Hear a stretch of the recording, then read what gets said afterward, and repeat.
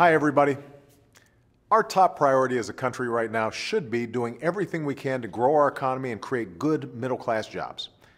And yet, less than 1 week from now, Congress is poised to allow a series of arbitrary, automatic budget cuts that will do the exact opposite. They'll slow our economy. They'll eliminate good jobs. They'll leave many families who are already stretched to the limit scrambling to figure out what to do. But here's the thing. These cuts don't have to happen. Congress can turn them off any time with just a little compromise. They can pass a balanced plan for deficit reduction. They can cut spending in a smart way and close wasteful tax loopholes for the well-off and well-connected. Unfortunately, it appears that Republicans in Congress have decided that instead of compromising, instead of asking anything of the wealthiest Americans, they'd rather let these cuts fall squarely on the middle class. And here's what that choice means. Once these cuts take effect, thousands of teachers and educators will be laid off, and tens of thousands of parents will have to scramble to find child care for their kids. Air traffic controllers and airport security will see cutbacks, causing delays across the country. Even President Bush's director of the National Institutes of Health says these cuts will set back medical science for a generation.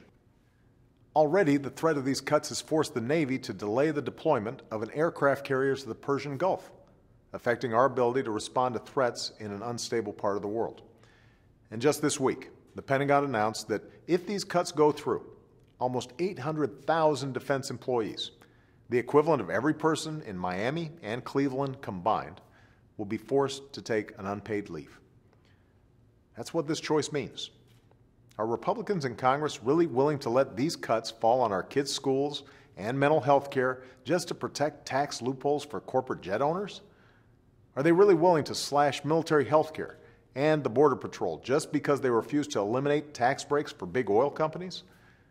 Are they seriously prepared to inflict more pain on the middle class because they refuse to ask anything more of those at the very top? These are the questions Republicans in Congress need to ask themselves. And I'm hopeful they'll change their minds, because the American people have worked too hard for too long to see everything they've built undone by partisan recklessness in Washington. Instead of these reckless, unbalanced cuts, I believe we should work together to build on the more than $2.5 trillion in deficit reduction we've already achieved. We should do it in a balanced way, with smart spending cuts, entitlement reform, and tax reform. That's my plan.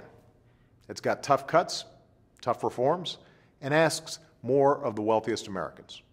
It's on the White House website for everybody to see, and it requires Democrats and Republicans to meet halfway to resolve the problem.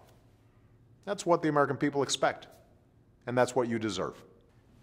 We just need Republicans in Washington to come around, because we need their help to finish the job of reducing our deficit in a smart way that doesn't hurt our economy or our people.